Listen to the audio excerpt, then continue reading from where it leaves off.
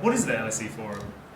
The Forum is a non-profit organisation devoted to getting philosophy out from the ivory tower and into a public forum so that academics of different stripes and the public can think about the interesting ideas that are being worked on in academia. So I'm kind of thinking of hypocrisy in the sense that a hypocrite sort of makes some moral judgments but don't really apply them, those judgments to their own case. Yeah.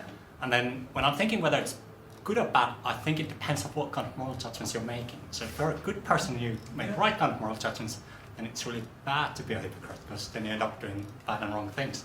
Whereas if you're a bad person and you make bad moral judgments, then actually it's a good thing that you're a hypocrite because then you don't follow those moral judgments. Maybe you're a vegetarian, but you find it difficult to avoid using some product that indirectly involves harm to non-human animals. Some people say, oh look, you're being hypocritical because if you're really being consistent you wouldn't wear this other thing. But let the person off the hook, they're trying quite hard.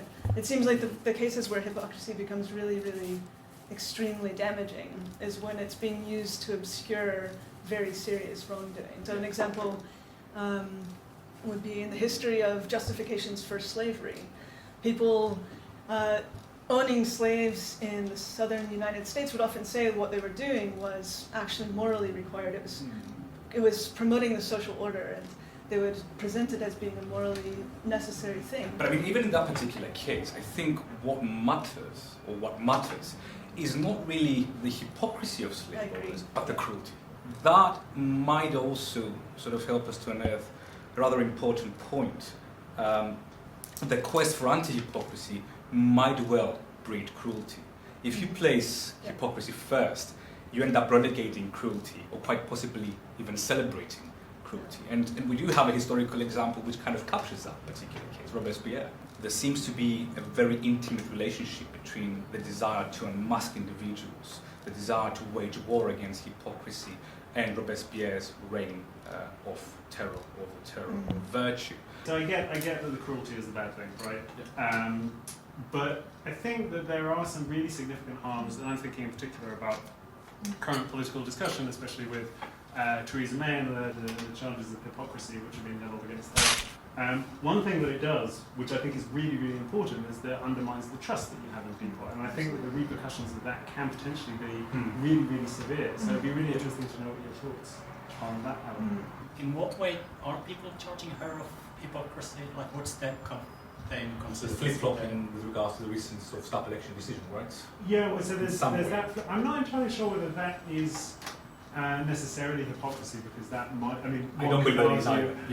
I mean, one could argue that it's just her responding to developments. But she also says things like we shouldn't treat politics as a game. But it does seem that she's demonstrating certain game-playing aspects to it. And there's the attitude towards the Scottish referendum, where she said, oh, well, they shouldn't be, I mean, they're going to be much weaker outside the UK, while simultaneously arguing for the strength of the UK outside the single market of the EU. So those are charges, those are the kinds of charges of hypocrisy, which I think undermine her, my trust in her. But, yeah, So one meaning of hypocrisy is making out as if one's morally superior, morally better than one really is. Another, it seems like very common meaning, is holding up a moral standard as something for other people, but then being willing to violate it for yourself. So I guess it's a question of whether that's exactly what she's doing, or whether she's just not been trustworthy. Is that a different thing?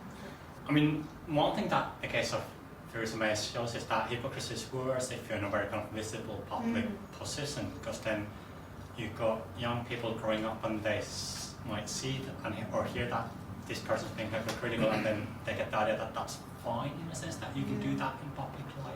Might it be the case that our moral expectations of our politicians and politics are misplaced in the first place? Why should we expect our political agents to be truthful? Why is it the case that truthfulness, or unconditional truthfulness, is a virtue in public life?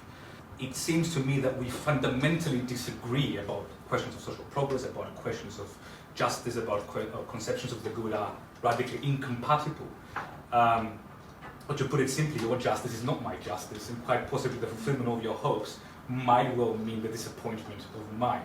So, I mean, the politician can only plead that the best is the enemy of the good. He'll present a vision of collective social hope, a vision which presupposes shared interests and aspirations, quite possibly combined with a private acknowledgement that the vision itself is a fiction. Its realization is bound to be partial, shabby, and compromised, even in the best case scenario. So it's a very pessimistic. It is a very pessimistic. Politics, okay? I mean, I'm a bit of a peace, love, hope, and justice person myself, and so I tend to think that actually it's possible to honestly paint a picture of greater social harmony that is possible for us to work towards. That compromise will be required along the way, but that doesn't need to be through lack of integrity, or, you know, I think you have to be upfront that what you're doing is compromising in ways that are necessary for bringing us a little closer to a positive system.